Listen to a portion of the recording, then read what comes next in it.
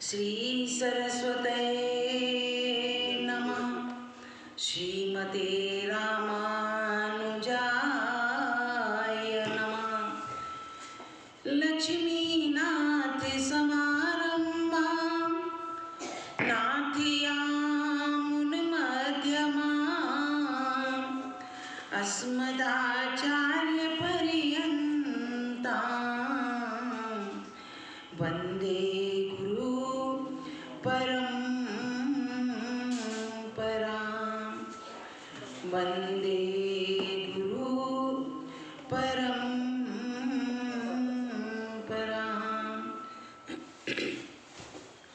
सीता मेरी मात है, पिता मेरे रघुनाथ। इन दोनों के चरणों में मेरा कोटि कोटि प्रणाम। मेरा कोटि कोटि प्रणाम। आए हैं तो प्रेम से लो हरि का नाम। सब भक्तों को इस दासी की जय जय सीताराम। जय जय राधेश्याम। जय जय श्री हनुमान। श्री रामायण प्रारंभ करूं सुनो भक्त हनुमान। आसन आन विराजियो कथा सुनो भगवान।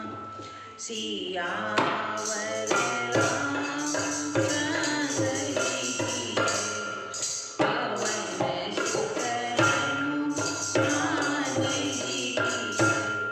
उमापति महादेव जी की जय। बोलो रे भाई पवन संतन की जय। मंगल भवन मंगलहारी प्रभु सुदर्शन अजीर बिहारी। सिया राम सब जगे जानी। करो प्रणाम जोरी जुग पानी। करो प्रणाम जोरी जुग पानी। परम मंगलमय परात्पर अखिलेश्वर अखिल ब्रह्मांड नायक परात्पर पर ब्रह्म भगवान श्री राम की वांग्मयी प्रतिमूर्ति श्री रामचरितमानस को श्रवण करने के लिए इस राधा कृष्ण मंदिर के प्रांगण में आए हुए सभी भक्तों को जय सिया राम, जय राधे श्याम, जय श्री हनुमान। कल हमने सुना पीछे कि जनक जी ने सभी कुशल कारीगरों को बुलाकर सभी को कहा, क्योंकि जब सब निबट गया, परशुराम जी भी चले गए, तो सब प्रसन्न हो गए और उन्होंने विश्वामित्र जी से पूछा कि अब क्या करना चाहिए। तो विश्वामित्र जी ने कहा कि विवाह तो धनुष के अधीन था, तो धनुष टूटते ही हो गया राम और सीता का विवाह। अब आपके कुल में जो परंपरा हो उसके अनुसार विवाह करिए। तो उसके लिए जनक जी ने संपूर्ण नगर को सजाने के लिए कुशल कारीगरों को आज्ञा दी और कारीगरों ने माणिक मोती जितने भी रत्न थे सबसे नगर को सजाया। उत्तम बंधनवार बनाए, अनेकों मंगल कलश, ध्वजा, पताका, पर्दे और चमर बनाए, जिसमें मणियों के सुंदर सुंदर दीपक, बड़े ही सुंदर मंडप बनाए और जिस मंडप में सीता जी को दुल्हन बन के बैठना है उसकी तो शोभा वर्णन की ही नहीं जा सकती। तुलसीदास जी कहते हैं कि वह मंडप इतना सुंदर है, इतना सुंदर है कि उसकी मेरे पास शब्द ही नहीं है उसको कहने के लिए, इतना सुंदर बनाया है। और तुलसीदास जी कहते हैं कि उसकी सुंदरता का बखान करना तो मेरे पास शब्द है ही नहीं, मैं कर ही नहीं सकता, मैं क्या कोई भी कभी उसकी व्याख्या नहीं कर सकता। जैसा जनक जी का महल सजा है वैसे ही नगर के छोटे से छोटे आदमी का घर भी वैसा ही सुंदर सजा है। किसी छोटे बड़े का कोई भेद नहीं है, सबके घरों में बहुत सुंदर सजावट की गई है, जिन्हें देखकर इंद्र भी मोहित हो जाएं। इतना सुंदर बनाया है कि स्वर्ग भी उसके आगे फीका दिखाई देता है। और फिर क्यों ना हो, क्योंकि जिस नगर में साक्षात लक्ष्मी स्त्री का रूप धारण करके जहाँ विराजित हो तो वह नगर भव्य क्यों नहीं होगा।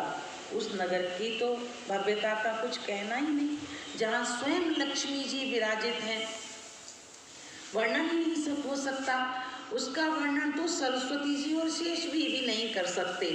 इधर जनक जी ने दूत भेजे अयोध्यापुरी और दूतों ने पहुंचकर दरवाजे पर अवधपुरी को जब देखा तो वह अवधपुरी को भी देखकर स्तंभित रह गए। उन्होंने बोला वह अवधपुरी भी इतनी सुंदर है, स्तंभित रह गए। और राजद्वार पर पहुंचकर उन्होंने कहा, खबर भेजी कि हम जनकपुरी से दूत आए हुए हैं। राजा ने जैसे ही सुना दूतों को अंदर बुलाया और दूतों ने अंदर जाकर वह पत्रिका जो जनक जी ने भेजी थी वह दशरथ जी को पकड़ाई। दशरथ जी ने जब उस पत्रिका को देखा और पढ़ा तो उनके आंखों में प्रेम के आंसू आ गए। इतने खुश हुए वो देखकर। फिर वह पूछने लगे उनसे कि आपने मेरे पुत्रों को राम और लक्ष्मण को देखा है, वे कैसे हैं और तुमने उनको पहचान लिया। इस तरह की बातें वे करने लगे दूतों से और कहा कि वे विश्वामित्र जी उनके साथ हैं, वे वहाँ से ले गए हैं। एक पुत्र मेरा सांवला है, एक पुत्र मेरा गोरा है। अब पिता है तो पिता को बहुत ज़्यादा स्नेह आ रहा है तो वह इस तरह पूछ रहे हैं, क्योंकि आज ही हमने जब से विश्वामित्र जी लेके गए हैं हमने आज ही उनकी खबर पाई है। तो वह दूत कहते हैं कि आपके पुत्र, आप तो बहुत भाग्यशाली हैं राजा, आपको तो पूछने जैसी कोई चीज़ है ही नहीं। आपके पुत्र तो प्रकाश सूर्य जैसे आपको प्रकाशित करने वाले हैं, उनकी तो उपमा ही नहीं की जा सकती। और इस तरह कहते हुए दूत बड़े खुश हुए। इतने में भरत जी को पता चला कि कोई चिट्ठी आई है, क्योंकि भरत और शत्रुघ्न दोनों खेल रहे थे बच्चों के साथ। वे दौड़ते हुए आए। उन्होंने कहा कि पिताजी चिट्ठी कहाँ से आई है, हमारे भाई कुशल तो हैं, सब ठीक हैं और किस देश में हैं। तब दशरथ जी ने बताया कि तुम्हारे भाई बिल्कुल कुशल हैं, जनकपुरी में हैं और वहाँ ऐसे ऐसे स्वयंवर होने वाला है जिसके लिए ये पत्रिका लेकर आए हैं। दशरथ जी ने वह पत्रिका ले जाकर महल में भी सब रानियों को बताई। सब बड़ी प्रसन्न होने लगी सुनकर। इस खबर को सुनते ही पूरी अयोध्या पूरी खुश हो रही है, बहुत ज़्यादा। आगे की कथा आज सुनते हैं। अरे सुन सरोस रघुनायक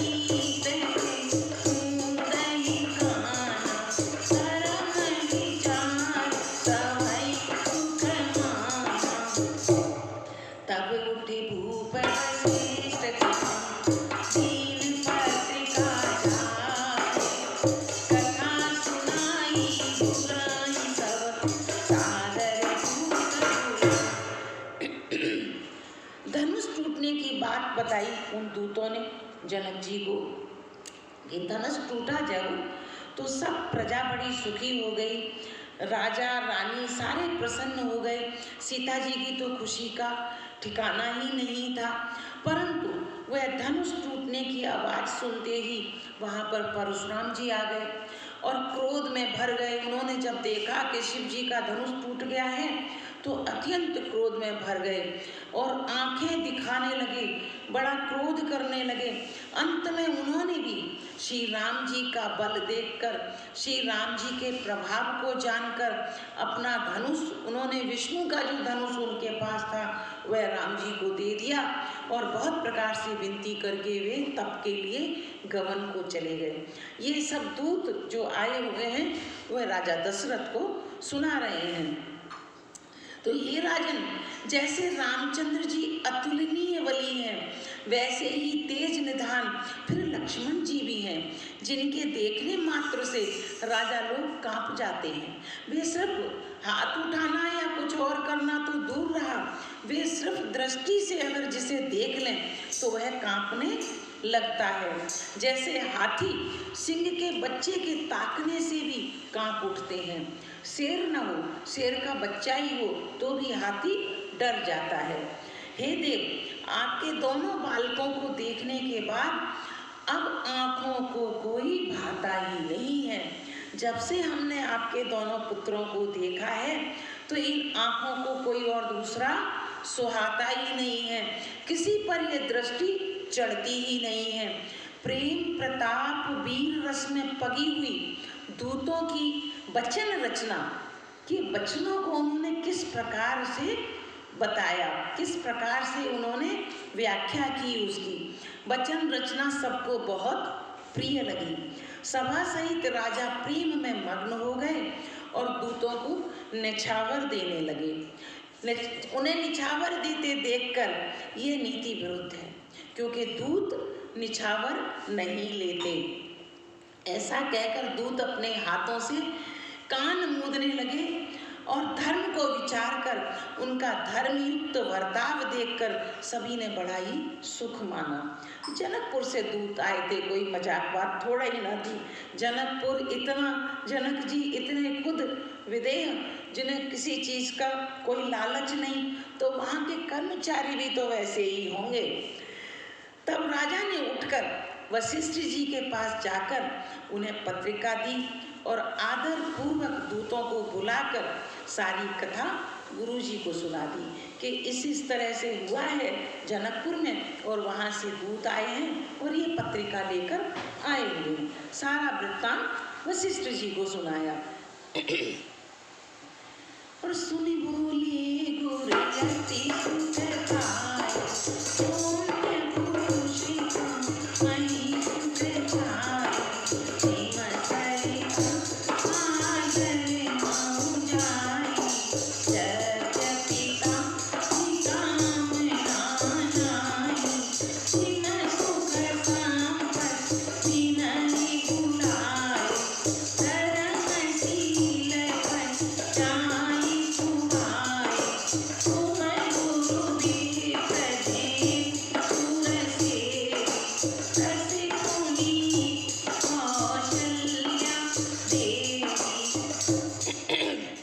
सब समाचार सुनकर और अत्यंत सुख पाकर गुरुजी बोले कि पुण्यात्मा पुरुष के लिए पृथ्वी सुखों से छाई हुई है। जैसे नदियां समुद्र में जाती हैं, यद्यपि समुद्र को नदी की कामना नहीं है। समुद्र ये नहीं चाहता कि नदी हमें आकर मिले। समुद्र इतना विशाल है, उसे क्या जरूरत है किसी की, परंतु नदी जाकर मिलती है समुद्र में। तो इसी तरह जनक जी की बड़ाई कर रहे हैं वशिष्ठ जी यहाँ पर कि जनक जी के जो दूत आए हैं उनको क्या कुछ भी लेने की जरूरत नहीं है। वैसे ही सुख और संपत्ति बिना ही बुलाए स्वाभाविक ही धर्मात्मा पुरुष के पास जाती ही है। जो धर्मात्मा होता है, नियम संयम से चलने वाला होता है, भगवान के चरणों में चित्त लगाने वाला होता है, उसके पास वैसे भी किसी चीज़ की कमी नहीं रहती। और तुम जैसे गुरु ब्राह्मण गाय और देवता की सेवा करने वाले हो, वैसी ही पवित्र कौशल्या देवी हैं। इसीलिए तुम्हारा संबंध जनक जी से जुड़ने जा रहा है, क्योंकि जैसे ही जनक जी हैं वैसे ही आप भी हैं। क्योंकि जो जैसा होता है वह उसे वैसा ही मिल ही जाता है। और सुकृति तुम समान जगमाय, कयो नहे को मोहि गुनाय। तुमसे अधिक पुण्य बड़ताते, राजन राम तरि सुत जाते। वीर विनीत धर व्रतधारी, गुण सागर परभार कचाय। तुम कहूँ सर्वदा कल्याणा, सजहु बरा बजाय निशाना। चलऊ वेग सुनि गुरु वचन, भले नाथ सिर नाय। भूपति गवने भवन भवन, भूतन वासुदेवा।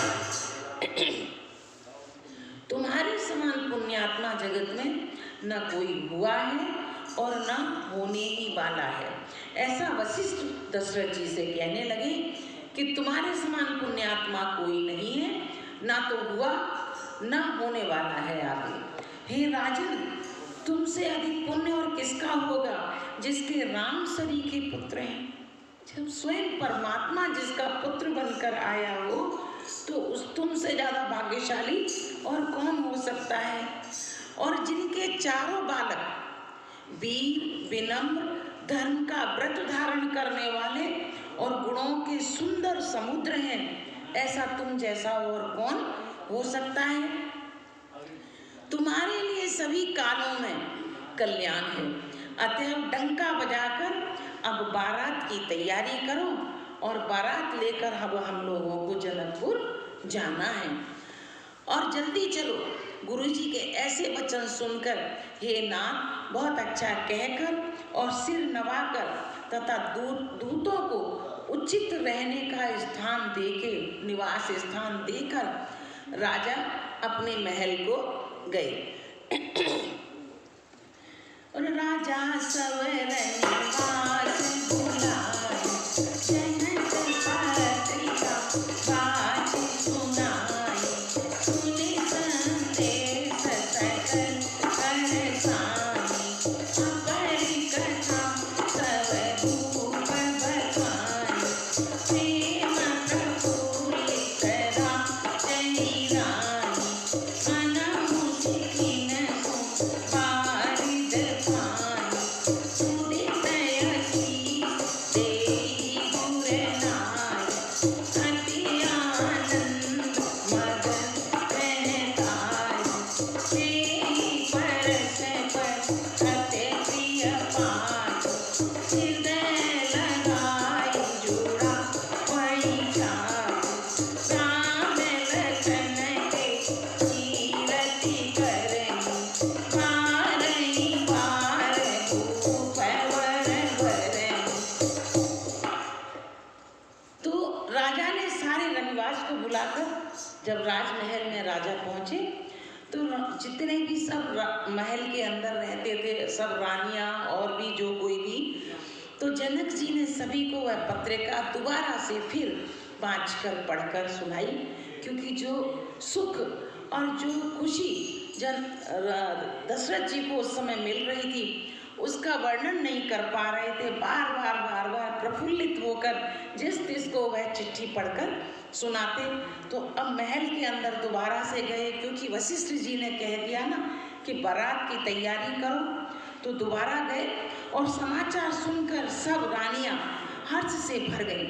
राजा ने फिर दूसरी सब बातों का जो दूतों से मुख के द्वारा जो बातें हुई थी, जो चिट्ठी में लिखी थी वे तो अलग थी, जो जवानी जो मुख से जो बात हुई थी वे बातें भी सब रानियों को बताई।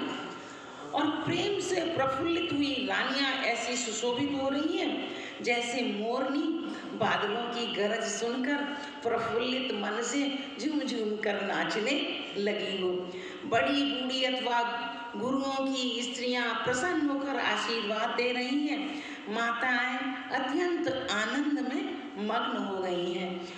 उस अत्यंत प्रिय पत्रिका को आपस में ले लेकर सब एक दूसरे के हाथ से अपने हृदय से लगाती हैं और खुश होती हैं। छाती को शीतल कर रही हैं जैसे उसको लगा लगा कर। राजा श्रेष्ठ दशरथ जी ने श्री राम लक्ष्मण जी की कीर्ति और करनी का बारंबार वर्णन किया। जो जो राम और लक्ष्मण ने किया बार बार दशरथ जी बता बता कर खुश होते हैं एक एक जीव को।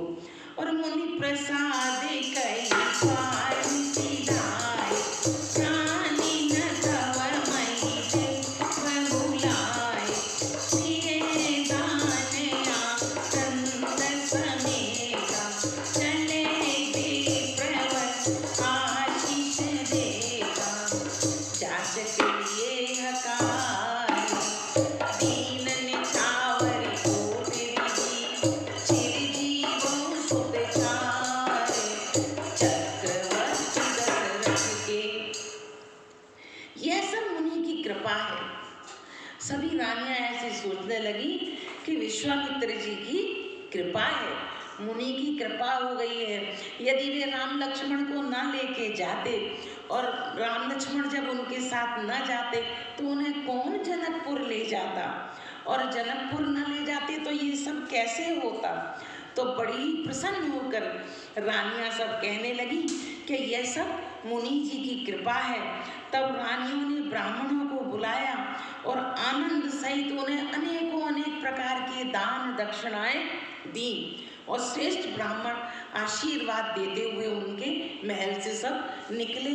फिर भिक्षुकों को बुलाया, पहले ब्राह्मणों को बुलाया, फिर भिक्षुकों को बुलाया, और बुलाकर करोड़ों प्रकार की नौछावर कर करके उनको दिया। और वे भी आशीर्वाद देकर गए कि चक्रवर्ती महाराज दशरथ के चारों पुत्र चिरंजीवी हों, अत्यंत सुखी रहें, खूब सुख समृद्धि बढ़ती रहे। अनेकों प्रकार के आशीर्वाद आशीर्वचन दे देकर सब लोग चले गए। अरे कहते चले पहले पटनाया, हरखी हरि कही गए निशाना, समाचार सब लोगन पाए, लागे घर घर कौन बधाए, भुवन चारि दस बराउ छाओ, जनक सुता रघुवीर दिवाए, सुनि सुख कथा लोग अनुरागे, मगन हृदय संवारन लागे, शब्द अवर सब सुहावन, रामपुरी मंगलमय पावन, कदम पीप पीत सुहाय, मंगल रचना रची बनाय, गज पताक पट चामर छाय, छावा परम विचित्र बजाय, कनक कलश तोरण मणि जाय, भरत भूपेर साक्षत माला, मंगलमय निज निज भवन, लोगन रचे बनाय, नीति सीति चतुर सम, चौके चार पुराय। यूं कहते हुए अनेक प्रकार के सुंदर वस्त्र पहन पहन कर चलने लगे, क्योंकि उनको वस्त्र, खाने की चीजें, वस्त्र, रुपया, पैसा, सब चीज रानियों ने दक्षिणा में दी। तो नए कपड़े जो उनको मिल रहे थे तो तुरंत वहीं के वहीं पहन पहन के खुश होकर सब भिक्षु लोग जा रहे थे। और कहते हुए अनेक सुंदर वस्त्र पहन पहन कर आनंदित होकर लाखों करोड़ों आशीर्वचन बोलते हुए चलने लगे। नगाड़े वालों ने बड़े जोर जोर से नगाड़े बजाने शुरू कर दिए। सब लोगों ने यह समाचार पाया, तब घर घर बधाई बजने लगे, बधाइयाँ गाने लगे। 14 लोकों में उत्साह भर गया कि जानकी जी और रघुवीर जी का विवाह होने वाला है। रघुनाथ जी अब दूल्हा बनने वाले हैं, क्योंकि अभी तो एक ही दूल्हे की खुशी है इन लोगों को। आगे जब 4 दूल्हे बनेंगे, चारों के विवाह होंगे, तब तो खुशी का कहीं ठिकाना ही नहीं रह जाएगा।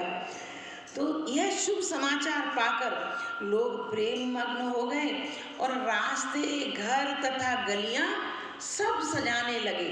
वैसे तो यद्यपि अयोध्या तो अपने आप में ही बहुत सुंदर है, वह तो कभी गंदी, कभी दरिद्रता उसमें थी ही नहीं।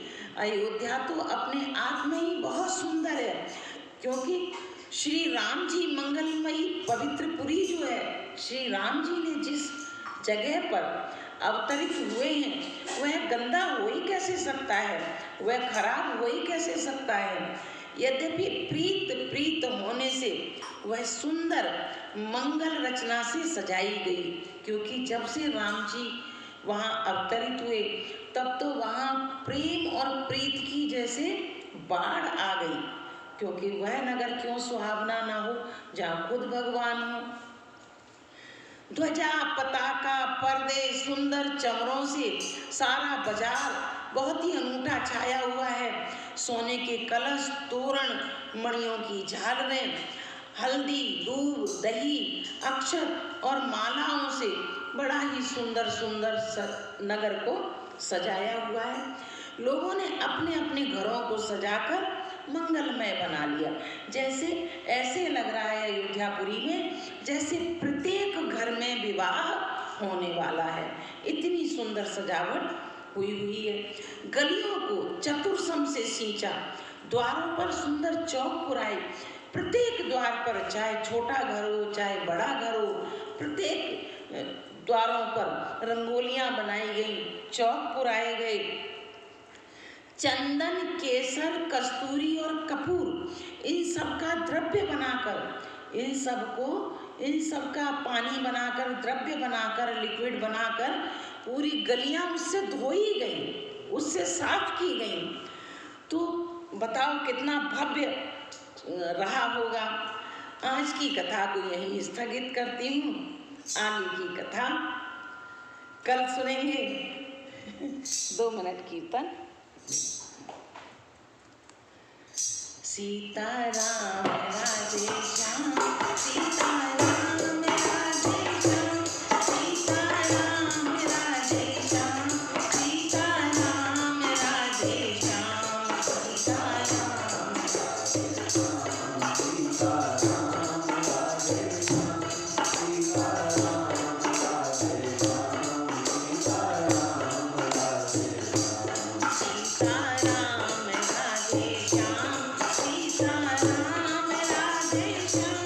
सीताराम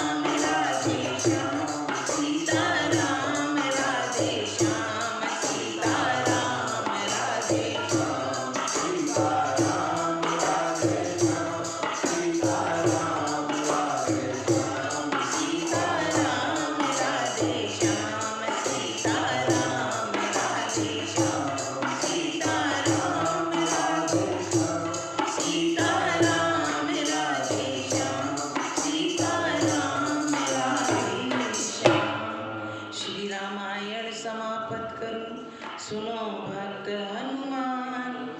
जहाँ कहूँ राम चरित्र होए, ता तुम करो बयान। सिया